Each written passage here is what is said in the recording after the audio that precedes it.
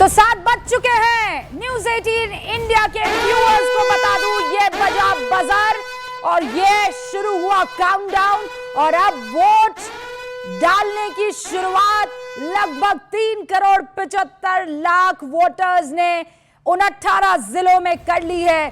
किस्मत दांव पर है उन 1314 उम्मीदवारों की जो चुनावी मैदान में अपनी किस्मत आजमा रहे हैं। पहले चरण में 16 मंत्री किस्मत आजमा रहे हैं और 11 तो उसमें से भारतीय जनता पार्टी और 5 जनता दल यूनाइटेड के हैं। अभी अगर मैं आपको आंकड़ा बता दूं तो जेडीयू के 57, बीजेपी के 48, एलजेपी के 13, कांग्रेस के 24, आरजेडी के 72, वीआईपी के 5, कुल मिलाकर 1314 उम्मीदवार चुनावी मैदान में हैं और आज वोटर्स डिसाइड करेंगे पहले चरण में कि वो किसे पसंद कर रहे हैं, किसकी सत्ता बिहार में आएगी इन चुनावों में। तो बिहार में पहले चरण की वोटिंग शुरू हो चुकी है। सारे खास मेहमान हमारे साथ जुड़ चुके हैं। इनफैक्ट हमारे सारे सहयोगी अरुण सिंह पटना से हैं, चंद्रमोहन बख्तियारपुर से हैं, रवि सिंह दरभंगा से है, यतेंद्र शर्मा मोकामा से हैं, लवीना हमारे साथ राघोपुर से है। सारे रिपोर्टर्स की स्क्रीन पर तस्वीरें जरूर दिखाई जाए, मैं अपनी टीम से कहूंगी और उसके बाद सारे खास मेहमानों से भी परिचय करवाऊंगी। लेकिन सबसे पहले अरुण सिंह का रुख करते हैं, वो पटना में बिहार की राजधानी में मौजूद है। अरुण, शुरू हो चुकी है वोटिंग? देखिए, निश्चित रूप से रूबिका, पिछले 2 महीनों से ताबड़तोड़ प्रचार चल रहा था। प्रधानमंत्री से लेकर के गृह मंत्री तेजस्वी यादव से लेकर के नितिन गडकरी, तमाम पॉलिटिकल पार्टियों के बड़े नेता, राहुल गांधी, प्रियंका गांधी, सब मैदान में थे। और आज परीक्षा की घड़ी, और परीक्षा की घड़ी सिर्फ मतदाताओं के लिए नहीं है, चुनाव आयोग के लिए भी। और इसीलिए शायद चुनाव आयोग ने जो इंतजाम किए इस बार, देखिए ये रेड कारपेट है और आज का जो सुपरस्टार है वो मतदाता ही है और इसीलिए यहाँ पर रेड कारपेट बिछाया गया है। जहां तक तस्वीरें बूथ की है, देखिए बूथ संख्या 204 जो है वो वेटनरी कॉलेज पटना का है, जहां पर तेजस्वी यादव 8:30 बजे अपने मताधिकार का प्रयोग करेंगे। उसके बाद ताबड़तोड़ चुनावी रैलियां करने के लिए, लगभग 17 से 18 रैलियां करने के लिए यहां से निकल जाएंगे। राबड़ी देवी और लालू यादव, दोनों पूर्व उप मुख्यमंत्री सूबे के, वो 9:30 बजे के आसपास यहां पर आएंगे। लेकिन जो इंतजाम इस बार किए गए, कुछ खास इंतजाम चुनाव आयोग की तरफ से किए गए, उसके बारे में जरा आपको बता दूं।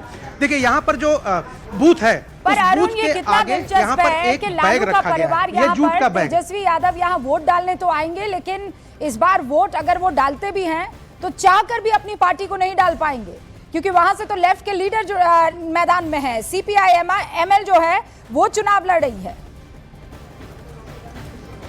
देखिए, निश्चित रूप से मैं आपको एक तस्वीर पहले दिखाता हूं रूबिका। देखिए ये जो बैग है ना, जूट का बैग यहाँ पर है और ये मोबाइल डिपॉजिट करने के लिए, अगर मतदाता अंदर जाता है, अपना मोबाइल आप यहाँ डिपॉजिट कर दीजिए आराम से और उसके बाद जब अपने मताधिकार का प्रयोग करके आते हैं फिर वापस ले लीजिए और वापस चले जाइए। तो एक बड़ी समस्या थी, लोग फोन लेके आते थे, फिर सिक्योरिटी के लोग उनको यहाँ से दूर करते थे कि फोन डिपॉजिट करके आइए। अब चुनाव आयोग ने व्यवस्था कर दी है।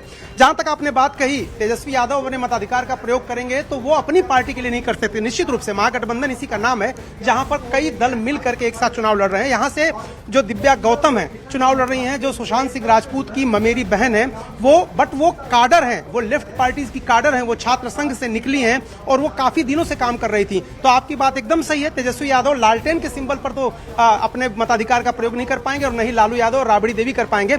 यहाँ देखिए ये तो बीजेपी का स्ट्रांग होल्ड है। अगर इस सीट की बात करें, संजीव चौरसिया 2 बार से विधायक हैं, इसके पहले भी जेडीयू के विधायक थे और एक बार फिर संजीव चौरसिया को ही पार्टी ने उतारा और यहाँ से सांसद रविशंकर प्रसाद हैं। कायस्थ बहुल सीट है और सबसे बड़ी विधानसभा दीघा है। ये पूरे 243 विधानसभा की बात करिए, लगभग 4 लाख के आसपास वोटर हैं और बहुत सारे मतदान केंद्र बनाए गए हैं। लेकिन इस प्रमंडल की अगर बात करेंगे रूबिका, तो वहां पर बीजेपी के लिए थोड़ी मुश्किल है। लगभग पटना प्रमंडल की लगभग 43 सीटें हैं, जिनमें से 29 सीटें आज भी महागठबंधन के पास हैं, 13 सीटें ही हैं एनडीए के पास। तो ये एक चिंता का सबब है और इस इलाके में भारतीय जनता पार्टी लड़ाई तो वहीं से शुरू होती है ना। 33% तो इंटैक्ट है आरजेडी और इनफैक्ट आरजेडी का, उसके बाद असल लड़ाई शुरू होती है कि कौन कितने वोटिंग परसेंटेज अपने खाते में लेकर आता है और फिर कितना मार्जिन रहता है, फिर ही तो जीत तय होगी। लेकिन इसीलिए बहुत जरूरी हो जाता है कि पहले फेज के उन 18 जिलों में जितने भी मतदाता हैं, ये गिरिराज सिंह कुछ कहना चोरी कौन कर सकता है, वो तो झूठा के क्या कहें, वो एक तरह से झूठ बोलने का ठेका ले लिया है। बिहार चुनाव आयोग ने हर बूथ पर एक आंगनबाड़ी सेविका को भी रख दिया है। अगर जिन्हें महसूस होगा कि कोई बुड़का में आया है और उसका वोट फर्जी हो रहा है, तो उसे देखने का, दिखाने का काम आंगनबाड़ी सेविका करेगी। और ये किसी को धर्म से नहीं लेना चाहिए। ये पाकिस्तान नहीं है जो यहाँ शरिया कानून है। तेजस्वी यादव का राज जीवन में आएगा नहीं जो शरिया कानून लागू होगा। एक अमरूद का पेड़ ब्राजील का मॉडल ढूंढ के ला रहे हैं। ब्राजील के मॉडल में भी फंस गए और झूठ बोलने भी उनको नहीं आता। ऐसा झूठ बोले कि मीडिया वाले ने ऐसा पोस्टमार्टम किया कि वो फोटो ही गलत लगा दी।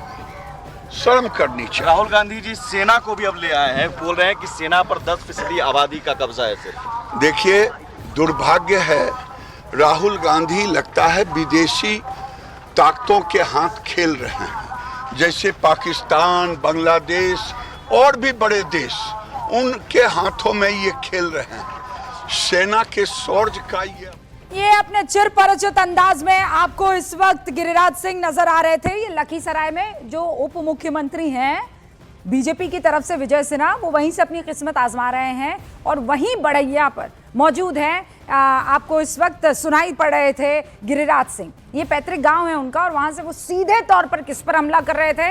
राहुल गांधी पर हमला कर रहे थे।